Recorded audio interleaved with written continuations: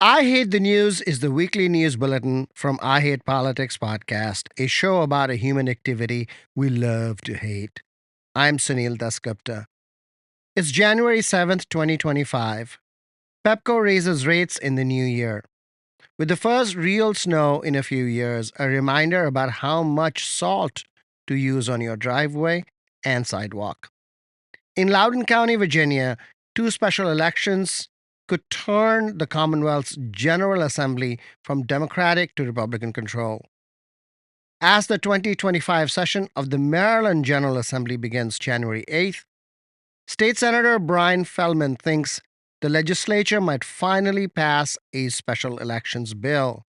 Also, in this new Assembly session, a unique House Joint Resolution proposal to exonerate witches. Yes, you heard that right, witches from Maryland's colonial past. We'll talk with sponsor Delegate Heather Bagnall. Coming up this Friday, Maryland Senators Brian Feldman, chair of the Education, Energy, and Environment Committee, and Jim Rosapep, vice chair of the Senate Budget and Taxation Committee, debate the necessity of new taxes. Stay with us. I Hate Politics is brought to you by the Political Science Program at UMBC Shady Grove, where you'll learn a strong foundation in public policy, pre-law, and international affairs for an impactful career in a number of essential areas. Learn more at shadygrove.umbc.edu. I Hate Politics is a podcast about our neighborhoods, workplaces, schools, and streets, and our local governments as they function in diverse and democratic societies. This means our politics are messy, dirty, sometimes corrupt, with often self-serving politicians. But no matter how much we may hate politics, we are never exempt from it, even when we refuse to participate. In fact, the purpose of politics is to keep society moving precisely when we don't agree with each other, like now. Music for this episode comes from the 1920s. Song recordings and films from a century ago just entered the public domain this January. First up, Tea for Two by the Benson Orchestra of Chicago. I'm pretty sure Bollywood sampled this tune in the 1950s.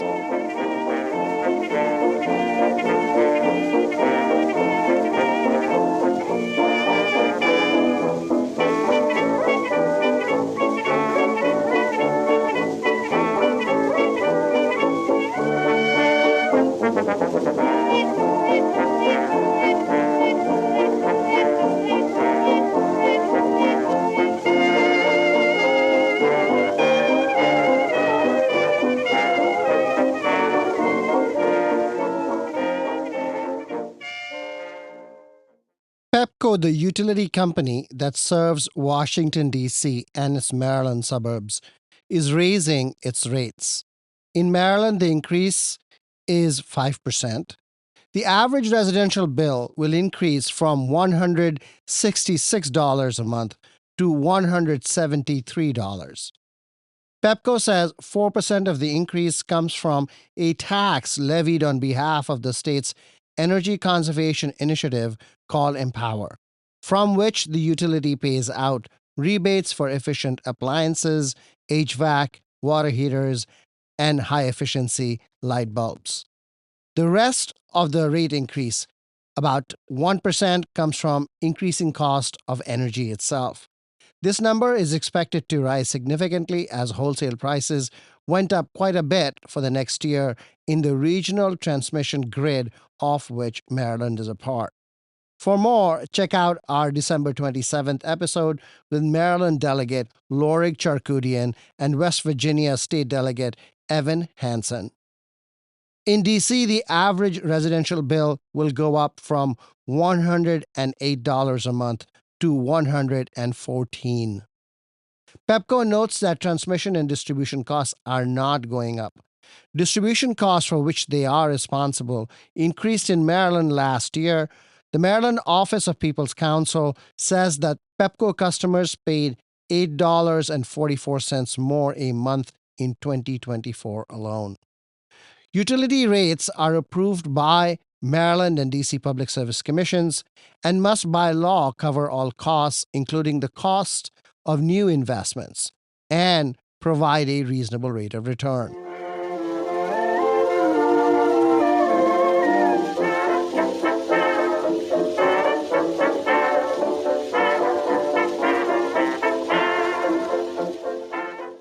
The first big snowstorm in a few years hit Washington, D.C. region this week, and it is time to revisit the issue of overused road salt by governments and regular folks cleaning up their driveways and sidewalks.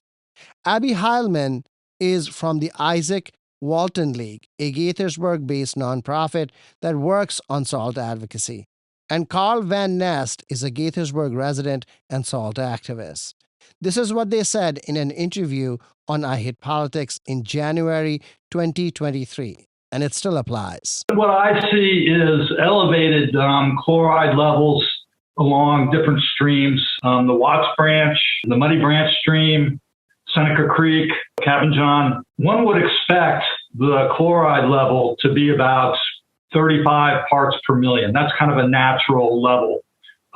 We see, after a snowstorm, we'll see elevated levels well over 250 parts per million for 3 months.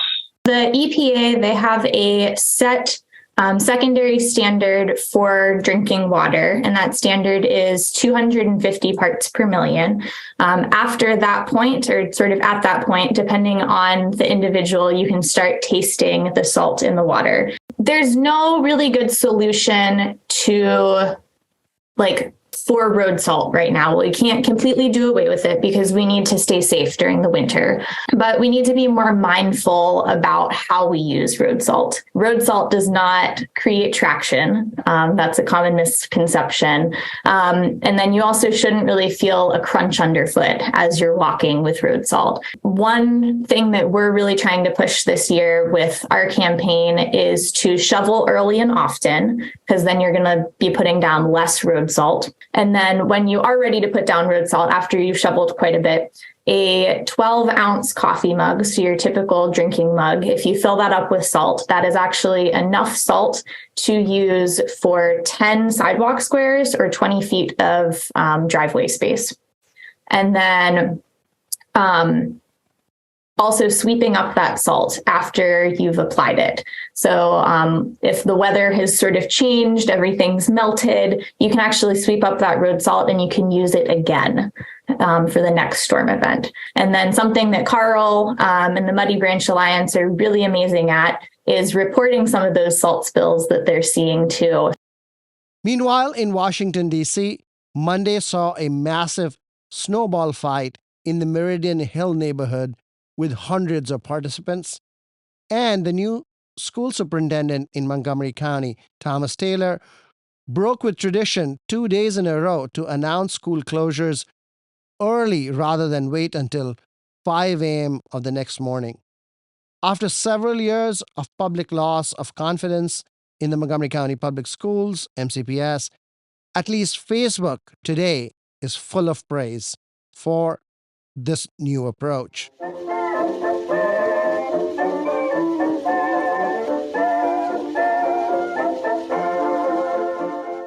In Loudoun County, 2 special elections on January 7th could turn the Virginia Assembly from Democratic to Republican control. Democrats have controlled both houses of the legislature on a very thin majority, which has allowed them to check the power of Republican Governor Glenn Youngkin. But now, State Senator Suhas Subramaniam has been elected to Congress, and a cascade has followed. Loudoun County Delegate Kanan Srinivasan is running for Subramaniam's old Senate seat against Republican Tume Harding. And Democrat J.J. Singh is now running for the seat Srinivasan vacated in the House of Delegates against Republican Ram Venkatachalam. But the balance in the Virginia House and Senate are really narrow. Srinivasan or Singh losing to Harding or Venkatachalam will jeopardize Democratic control, and with that, their ability to check Governor Youngkin. If it is not clear by now, it is worth noting that 3 of the 4 major party candidates in Loudoun County are Indian Americans. And that leaves out Suhas Subramaniam, who is going to Congress. Democrat Kanan Srinivasan and Republican Ram Venkatachalam are first-generation immigrants. J.J. Singh and Subramaniam himself are American-born to Indian parents. The only non-Indian American person is Republican Tume Harding, who is American-born to Turkish Uzbek immigrant parents. Loudoun is one of the richest counties in the entire Washington, D.C. metropolitan area, with a median household income of over $170,000. The county is the data center capital of the world, with about 200 data centers, 40% of all of Virginia's data centers. The county has 436,000 people, of whom 20% are Indian Americans. Asian Americans are the single largest minority group in the county. Consider all of this apropos the national debate over H-1B visas, immigration, and the rising influence of an ethnic group in American politics. I should add there is a third special election in Central Virginia between Democrat Jack Trammell and Republican Luther Cyphers that could also have a critical impact.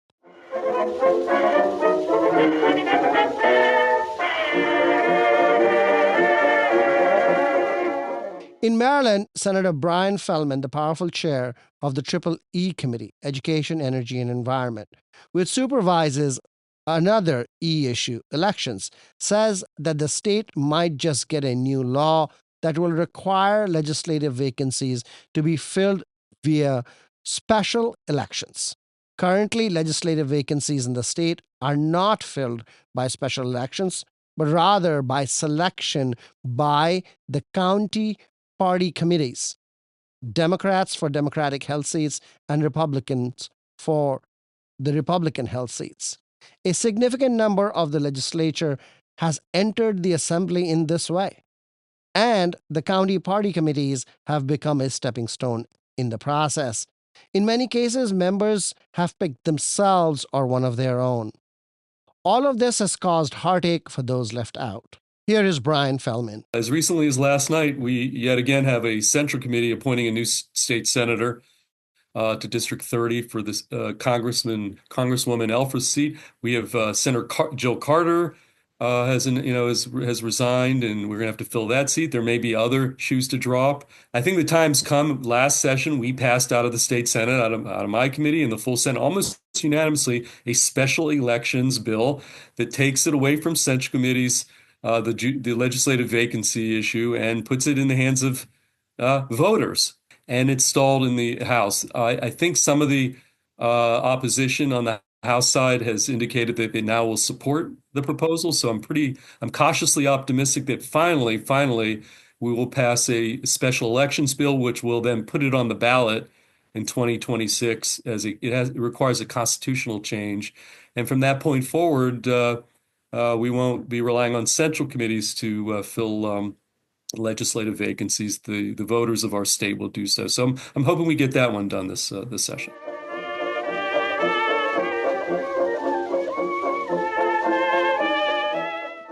Also, in the 2025 Maryland General Assembly session, Delegate Heather Bagnall of District 33 in Anne Arundel County has proposed a unique House resolution to exonerate and apologize to at least 7 individuals accused of being witches in Maryland during the colonial period. Here is Delegate Bagnall. I can tell you their names, and I can tell you the outcome of the allegations.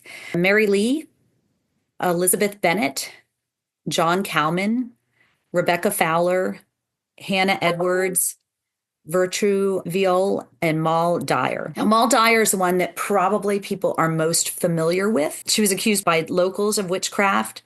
She was driven out of her home, which was burned, and she died of exposure. It was a very cold night. If you're familiar with the Blair Witch was actually modeled after Mal Dyer. The Blair Witch was obviously not a true story, but Mal Dyer was a true figure. She lived in Western Maryland. So usually accusations are against women, but you said there's one man. John Cowman, he was actually convicted of witchcraft, and he was sentenced to death.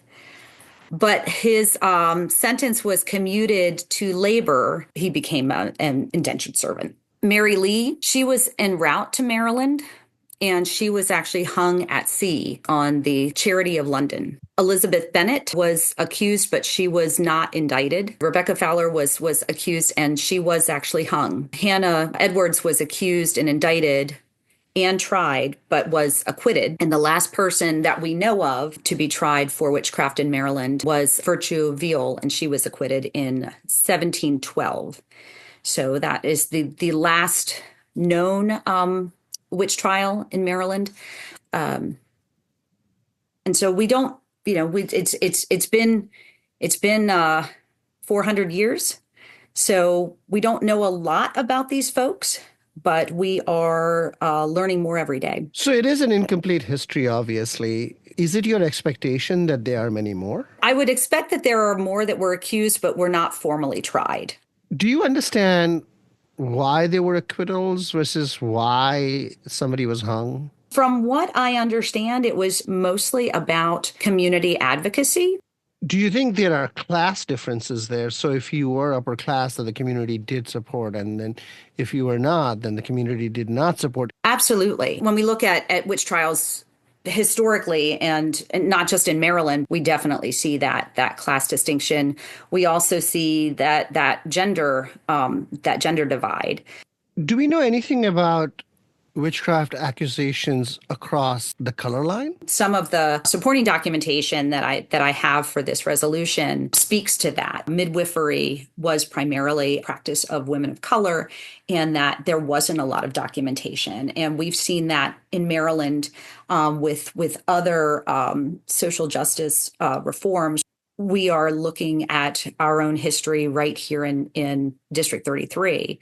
We have a reconciliation project at the Crownsville Hospital Memorial Park, where we have had archivists that have spent the last 20 years identifying the unmarked graves of residents who died at the hospital. Their graves were only marked with numbers. Why now? Why are you doing this now? What is the impetus for it? This was brought to me by a colleague of mine because it's part of a national effort. It started in New England with Connecticut and Massachusetts. Obviously, they have the most well-known witch trials because people should not be on record historically accused or acquitted of a crime that they never should have been accused of in the first place. When I look at things like the SB 8 in Texas, which deputized private citizens to go after people who were aiding women seeking abortion care. And all of the impetus is on the accused to disprove their assistance. I feel like that we need to look at our history and reconcile our history. Your resolution does offer a historical apology. Do you think these kinds of apologies should be made in other areas? For example, with respect to slavery or indentured servant? I don't want to conflate anything, but I think it's very important to make these formal apologies and to acknowledge our history, because when we don't, then we have a tendency to rewrite it. When we don't reconcile the mistakes that we've made, when we don't try and make amends, then we are doomed to repeat those mistakes because we teach the next generation that they weren't mistakes. I can't let you go without answering the political science question. What is the difference between a bill that becomes a law and a House joint resolution? A bill that becomes a law is binding. A House resolution is not binding. It's an acknowledgement of the will of the body. We can't change the law to make right something that happened 400 years ago. But we can use our voice to say this was wrong and it shouldn't have happened. Heather Bagnall, thank you for taking the time. Good luck in the session. Thank you so much.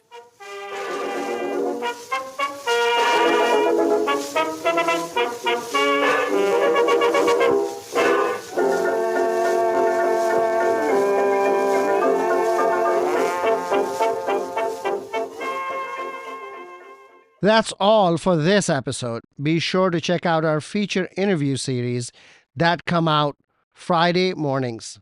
Coming up this Friday, Maryland Senators Brian Feldman, chair of the Education, Energy, and Environment Committee, and Jim Rosapep, vice chair of the Budget and Taxation Committee.